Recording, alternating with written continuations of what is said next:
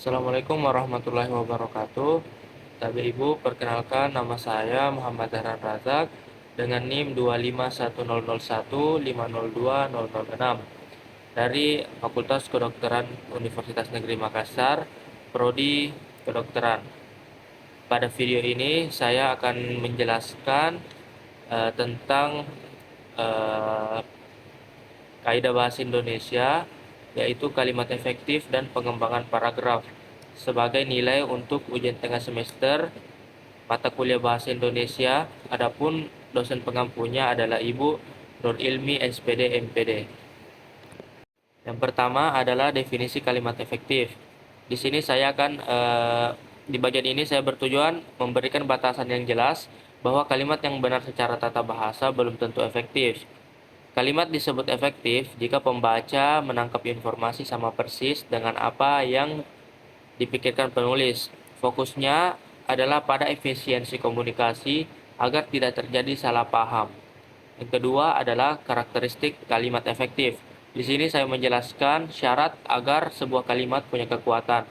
Ada 3 poin utama. Yang pertama adalah kehematan kata. Maksudnya adalah membuang kata-kata yang tidak menambah makna atau redundansi. Jika satu kata sudah cukup, jangan pakai dua kata yang sama artinya. Seperti contoh. Contohnya adalah merupakan dan adalah. Yang kedua, kecermatan makna.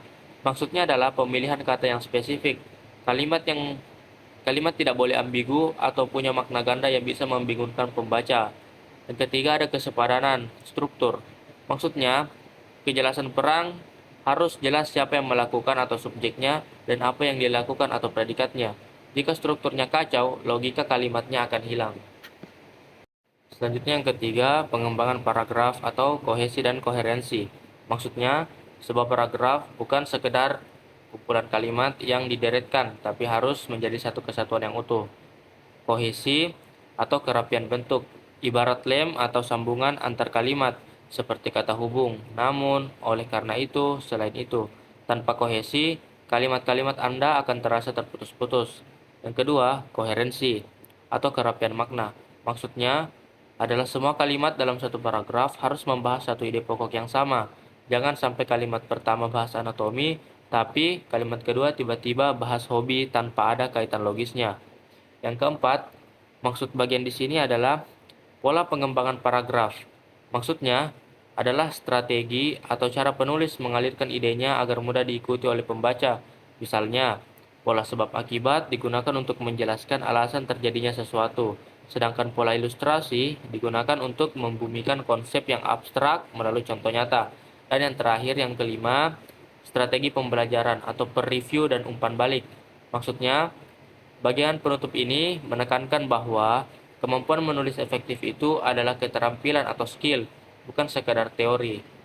Menulis itu butuh mata orang lain atau per-review untuk melihat kesalahan yang tidak kita sadari dan butuh bimbingan ahli atau feedback dosen agar standar tulisan kita terus meningkat menuju level profesional atau akademik.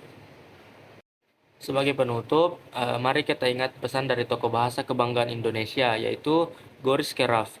Beliau menegaskan bahwa kalimat yang efektif bukan hanya masalah tata bahasa, tetapi masalah komunikasi. Artinya, sebuah kalimat baru dianggap berhasil jika mampu memindahkan gagasan dari pikiran penulis ke pikiran pembaca tanpa ada yang tercecer.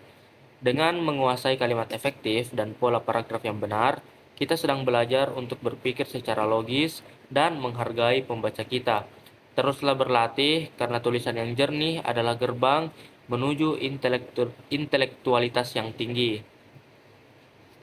Dan saya akan mengakhiri video ini dengan dua pantun. Pergi ke pasar membeli kasa untuk mengobati luka di lengan. Cermatilah kaidah tata bahasa agar tulisan jadi kenangan. Bunga melati putih berseri, tumbuh indah di dalam taman. Kalimat efektif sudah dipelajari, ilmu berguna sepanjang zaman. Mungkin hanya itu yang dapat saya sampaikan pada video ini. Lebih dan kurangnya mohon dimaafkan. Apabila terdapat kesalahan kata-kata atau perbuatan, mohon dimaafkan karena itu datangnya dari diri saya pribadi. Namun jika terdapat kelebihan, itu datangnya dari Allah Subhanahu wa taala. Saya akhiri. Wabillahi taufik wal hidayah. Wassalamualaikum warahmatullahi wabarakatuh.